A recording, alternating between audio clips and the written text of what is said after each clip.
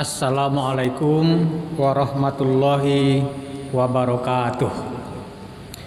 Alhamdulillahirabbil alamin wassalatu wassalamu ala asyrafil anbiya'i wal mursalin wa ala alihi wa sahbihi ajmain.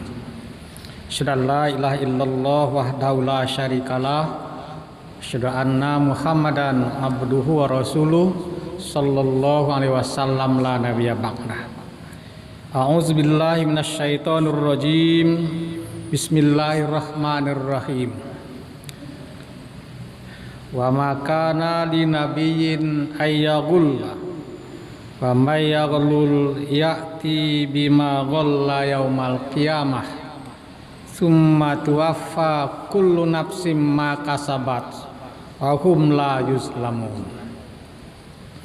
Tidaklah pantas bagi seorang nabi untuk berbuat curang, dan siapa yang berbuat curang akan datang ia pada hari kiamat dengan membawa apa yang dicuranginya itu, dan setiap orang akan disempurnakan balasannya, sedang mereka sedikit pun tidak dirugikan. Al-Quran Surat Ali Imran ayat 161. Kaum muslimin jamaah zuhur rahimakumullah, pada kesempatan ini kita akan membicara tentang jauhilah perilaku curang. Ada beberapa riwayat tentang sebab turunnya ayat ini. Ada yang menyangkut perang Badar, ada juga perang Uhud, ada juga perang Khaybar. Tapi pada intinya ayat ini turun berkenaan dengan harta ghanimah, yaitu harta yang diperoleh umat Islam dari hasil peperangan. Ada di antara sahabat yang menganggap ketika terjadi pengumpulan harta ghanimah, kemudian ada di antaranya namanya khotifah,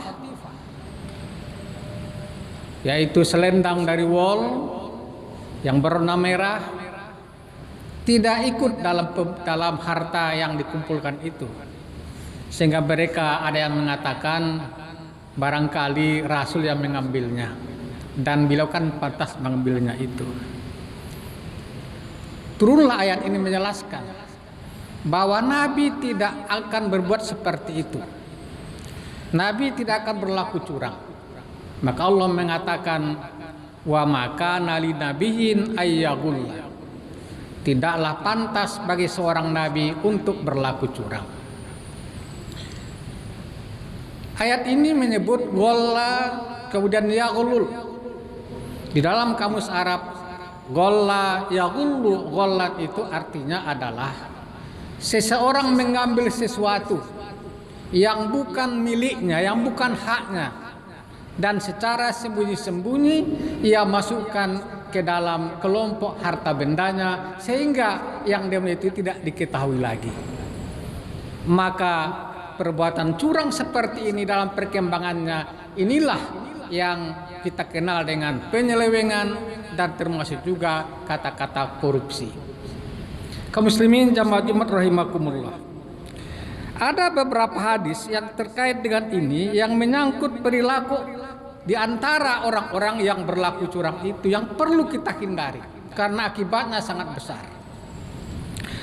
Pertama, Nabi mengatakan, man istakmalna ala amalin farzaqnahu rizqan fama akhadha ba'da zalika fahuwa gulul. Hadis dari Abdullah bin Buraidah riwayat Abu Daud. Kata Nabi, siapa yang kami beri suatu tugas atau angkat suatu jabatan dan kepadanya kami berikan rezeki sesuai ketentuannya, fama akhadha ba'da zalika fahuwa gulul, maka kalau dia masih mengambil lagi di luar hak-haknya yang sah dan resmi itu, maka itu adalah gulul, itu curang itu penyelewengan, itu termasuk korupsi. Maka adalah seorang sahabat namanya Ibnu Lutbiyah, diangkat Nabi untuk mengumpulkan zakat dari penduduk suatu negeri. Lalu setelah ia selesai melaksanakan tugasnya, ia datang dan membawa 2 buah karung. 1 karung besar, 1 karung kecil. Lalu ia katakan kepada Nabi, "Ya Rasulullah, saya telah selesai melaksanakan tugas, inilah zakat mereka aku serahkan kepadamu. Sedangkan yang ini adalah hadiah mereka untukku." Mendengar itu, Nabi berdiri atas mimbar, lalu ia katakan, "Mengapa ada di antara kamu yang kami tugaskan mengurus satu urusan, itu urusan kami?" Lalu ia datang dan mengatakan, "Ini zakat mereka aku serahkan kepadamu, sedangkan adalah hadiah untukku." Mengapa dia tidak duduk saja di rumah ayah dan ibunya sampai penduduk itu datang mengantar hadiah kepadanya? Kau bang benar dapat hadiah tanpa kerja bakti yang diberikan kepadanya. Demi Allah, kata Nabi, nanti di akhirat akan aku lihat di antara kamu yang berbuat curang itu, ada yang membawa seekor kerbau, seekor sapi, seekor domba, lalu datang itu bersuara mengatakan bahwa mereka lah yang dicuri di dunia ini. Lalu di antara kaum ada yang mengatakan, "Ya Rasulullah, tolong aku, tolong aku." Aku akan katakan, "Saya tidak bisa menolongmu lagi, karena waktu dunia sudah aku jelaskan itu kepadamu, tapi engkau tidak lakukan." Kaum muslimin jamaah Jumat jamaah zuhur yang berbahagia. Yang kedua ada namanya kirkiroh. Ketika umat Islam telah mempunyai harta benda, harta kekayaan yang berasal dari zakat, infak, sedekah, harta rampasan perang, maka Nabi menunjuk seseorang namanya kirkiroh untuk mengatur, mendistribusikan harta itu. Lalu bekerjalah kirkiroh untuk mengatur harta umat Islam di Baitul Mal itu. Setelah berapa lama kirkiroh meninggal, lalu sahabat datang kepada Nabi mengatakan, "Ya Rasulullah, kirkiroh telah meninggal dunia." Apa kata Nabi? "Malang nasibnya kirkiroh itu. Huwa finnar." Dia besok akan masuk neraka. Tercengang para sahabat. Mereka tidak menduga kalau nasib kirkiroh seperti itu. Lalu mereka ingin tahu, Pak Sahabu. Lalu mereka pergi ke rumah kirkiroh, ingin tahu apa yang telah terjadi. Ternyata setiba di rumah kirkiroh, pawajadu, para sahabat menemukan selai mantel yang selama ini tersimpan rapi di Baitul Mal, merupakan inventaris harta umat Islam. Ternyata secara sembunyi-sembunyi ia bawa pulang ke rumahnya, dijadikan miliknya. Kata Nabi, itulah sebabnya kirkiroh besok masuk neraka, walaupun yang ambilnya itu adalah mantel. Kaum muslimin jamaah zuhur yang berbahagia. Oleh karena itu, hikmah yang kita ambil dari peringatan Nabi dan Allah ini adalah, jika kita mendapatkan kesempatan menduduki tempat yang terhormat atau mulia di masyarakat, sebagaimana kedudukan Nabi ketika itu, baik sebagai rasul juga saya pimpinan kepala perang, ya juga saya kepala pemerintahan. Maka jika ada kekayaan, harta yang kita urus dengan jabatan kedudukan kita itu, janganlah sampai kita berbuat curang. Jangan kita curangi, jangan diselewengkan, jangan dikorupsi.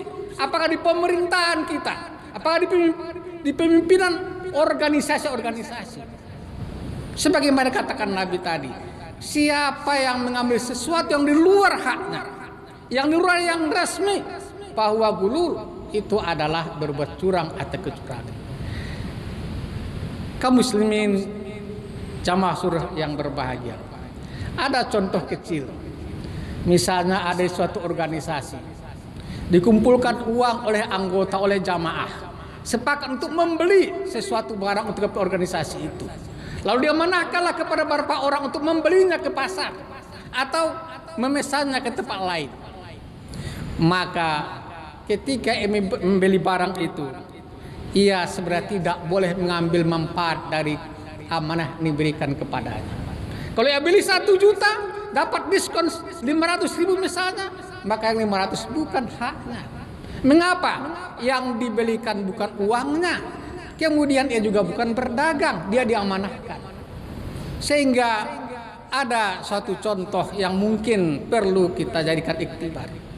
Ada pimpinan organisasi Islam, dia datang ke Sumatera Barat, ia telah dibiayai, hotelnya dibiayai, tiketnya dibiayai, kepro dibiayai. Maka ketika ia mendapatkan bantuan dari tempat yang dikunjunginya itu, ketika katakan jangan diberikan, saya sudah dapat biaya sesuai dengan kebutuhan saya, tapi mereka berikan juga. Lalu sampai Jakarta, ia panggil bendahara, ia sampaikan, ini bantuan mereka untuk kita. Kaum muslimin jamaah saudara berbahagia, hari ini hal-hal seperti ini kurang jadi perhatian. Padahal di dalam Al-Quran, ketika Zakaria masuk ke tempat Maryam di mihrab, ia temukan di sana ada hidangan makanan. Ia tanyakan, anna laki haza, ya Maryam, dari mana engkau peroleh hidangan makanan ini? Lalu Maryam menjawab, ini adalah rezeki dari Allah. Allah memberikan rezeki kepada siapa yang dia kehendaki.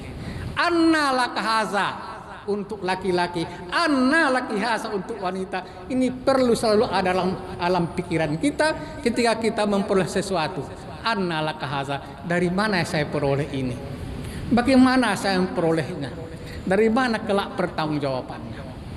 Kaum muslimin jamaah rahimakumullah, inilah yang dapat kita sampaikan. Mudah-mudahan kita menjauhkan diri daripada perilaku berbuat curang, koruptif, menyelewengkan. Meskipun orang tidak tahu, tapi Allah tahu.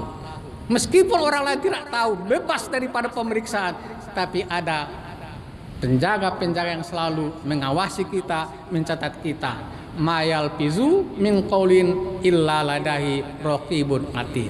Tidak ada yang dibicarakan, diucapkan, tidak ada yang kita perbuat kecuali semuanya itu tercatat di dalam buku catatan amal ibadah kita. Fakta buru yaulil abasor lalakum turhamun wabillahi taufiq wal hidayah. Wassalamualaikum warahmatullahi wabarakatuh. Allahu akbar, Allahu akbar. Asyhadu an la